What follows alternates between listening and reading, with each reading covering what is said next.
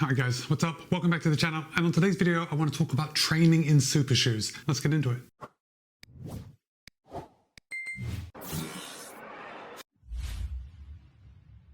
Okay, I was sparked to talk about this with you guys after I came across an article in Outside titled 9 Rules for Training in Super Shoes. Now I will put a link to the article obviously in the show notes below so you can go and click on that and have a read through if you want. And I think we will go through those 9 rules as well. But the primary reason for me making this is because I want to hear from you. I want to know about your experience and I want to know if you train in super shoes. As I tend to review shoes fairly often, I do find myself running in super shoes more than I probably ordinarily would if I didn't have access to those shoes that I was testing. But when I don't have shoes in to test, I do find that I will do my workouts in super shoes. That is, unless I'm testing another type of shoe that potentially could be good at running fast. And look, I know right off the bat, training in super shoes is probably cost prohibitive for the vast majority of runners. Like, these shoes cost a lot of money and they don't last very long at all. So the thought of using them as a training shoe just doesn't sit right. But then of course there are a lot of people, probably the pros, that are out there and they have access to these shoes. And it doesn't matter if they last for 100 miles or 200 miles because they'll just go and get another pair. So yeah, I want to hear from you. But really nowadays we can't go anywhere, at least a race,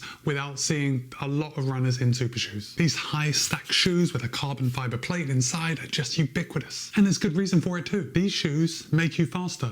Generally. Of course, there are non-responders out there who seem to go against the grain and these shoes don't actually make them faster. But I think statistically speaking, most people are going to see a little bit of benefit from a lighter shoe with a more responsive foam and a carbon fiber plate, ultimately creating a spring-like effect. Now, one of the big things about super shoes is that we've got these extended stack heights. Now, we do have extended stack heights or more extreme stack heights in a lot of training shoes now. And when we run in shoes that are soft, that have a lot of stack height, that actually tricks our body into making our knees have less flexion when we land. So ultimately when the shoe is softer, our leg becomes stiffer because the shoe is absorbing the impact. And that is part of the reason why they are less tiring to run in. So when a shoe is less tiring to run in, you can run faster or at a higher effort for a longer amount of time. That's why all these records have dropped since the invention of super shoes. The article also points out that this big slab of foam also increases the amount of ground contact time we have. And that's because when we land, the foam has to contract and then expand, which changes the impact forces, the location of where our foot lands, and our cadence. And one of the researchers in the article just boils it down to everything is different when you're running in a super shoe. Obviously, that's a good thing, especially if you're chasing fast times. But I think the problem is seen when we don't just use them on race day, when we use them a lot more often. Because these shoes are changing our biomechanics and how we run, there could potentially be some side effects. And because I said side effects, let's bring a little evidence into it. Well, not evidence, but there was a paper written by a group of physicians in sports medicine that said there may be an association between running in super shoes and navicular stress fractures. And the article does point out another anecdotal example that a podiatrist friend of the person reading the article has seen an uptick in back and hip injuries in runners that are training in super shoes. So if you're a fan of anecdotal evidence, you may want to hang on to that one. So ultimately what this article is about is that these shoes and all other super shoes out there, and there are a lot, is there a brand that doesn't have a super shoe now? Probably, but we probably don't hear from them on a daily basis, at least not on YouTube. But super shoes are a tool and they have to be used appropriately. Oh, and before we get into those rules about using super shoes, because we all like to be told how to use our stuff by some rando on the internet, I especially want to hear from you if you have any anecdotal experiences of getting injured after you've run in a super shoe. So the first rule of training in a super shoe is to allow time to let your body adapt to the shoe. These shoes are going to change your running mechanics and you have to give it time to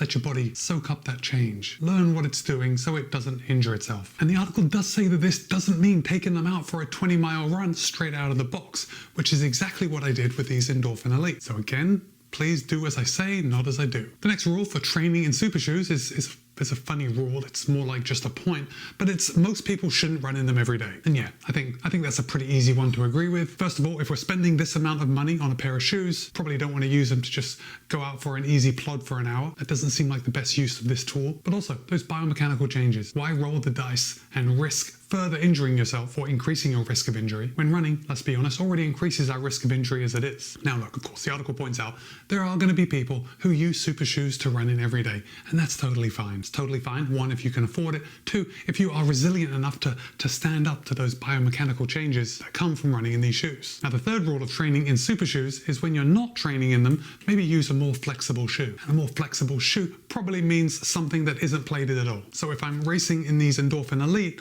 I don't then want to go out and only run in the Endorphin Speed. Even though it's technically not a race day shoe, it's still very stiff and is ultimately, as far as my body is concerned, is probably very similar to this race day version. Maybe just a tad heavier. A lot of us are going to be getting used to running in these shoes, especially on race day, or especially when we're going out for our workouts and we're hitting these paces. Perhaps we're even running faster paces than we did before when we were running in more conventional shoes. So when you're not running in super shoes, it's important to keep in mind that your pace is going to change. Don't let it get you down. The reason that we use super shoes for race day is because it gives us that little extra edge, that slight advantage that we've had over our training miles. So if you're going out in a more conventional shoe, maybe a more flexible shoe, don't worry that you're not meeting those same paces that you do in a super shoe. I mean, it really would be an absurd waste of money if you could run exactly the same in a normal flexible shoe than we could if we pick up a very expensive stiff shoe. Now, the next rule about super shoes is not to use them in order to cram more workouts into your training schedule. Now, if you're training for a race, you probably have a coach or you're probably following some kind of plan, and that plan is set up to allow you to get the best use of you. It wants to get you to the finish line as fast as possible, but more importantly, as healthy as possible. And if you find that you're recovering so well because you're running in a max cushion shoe that's making you run a little faster, and you decide to throw in another workout, you've got to remember that these shoes are still creating impact when we run. It's not eliminating it totally. So if you're training them too much, you're still going to be increasing those impact forces over time. Your load is going to be so much higher, and that is going to increase your risk of injury. So hold back. Use them for what they are designed for. Which brings us to rule number 5, and that is to use super shoes for your more intense workouts, which is basically what I use them for. Now, I usually do 2 faster paced workouts a week. One of them is more interval based and the other one is more of a steady state tempo to threshold run. And look, when I'm doing those runs, even though I'm warming up for a couple miles and then cooling down for a couple miles, I do like to grab something light and stiff that helps me feel good when I am picking up the pace. One of my favorite shoes to do this is the Hoka Rocket X2. This has been actually one of my favorite super shoes of the year, and yeah, it just seems to work well for me. But let's move on to the 6th rule of training in super shoes, and it's very similar to the 5th rule before this, but that's to avoid the temptation of adding volume to your week. Now, if you're running in super shoes all the time, that feeling of fatigue may be lower. I think because I've been running in them so long now, I haven't actually noticed that. I still feel just as fatigued as I ever remember. But if you're running in super shoes a lot and you find yourself feeling less fatigued, don't just automatically up that volume so you get that same fatigue level. Remember, we're talking about load over the course of a week, over the course of a month, and when you increase that load too quickly, you may get injured. Now, the article mentions that Kelvin Kiptum actually runs up to 300 kilometers in a week. Maybe that's what it takes to break the world record in the marathon. But the article does point out that his coach is worried that he'll burn out if he keeps that intensity. That's really not really about super shoes. It's more about training intensity, but I suppose he's doing his workouts and at least he's racing his marathons in super shoes, so I suppose it fits. Anyway, next up, the next rule for training in super shoes is to be aware that not everyone gets the same benefit. We already mentioned that, right? Remember, non-responders, responders, and it isn't just binary. It's not just you're a responder or a non-responder. Studies have shown that if you are a pusher,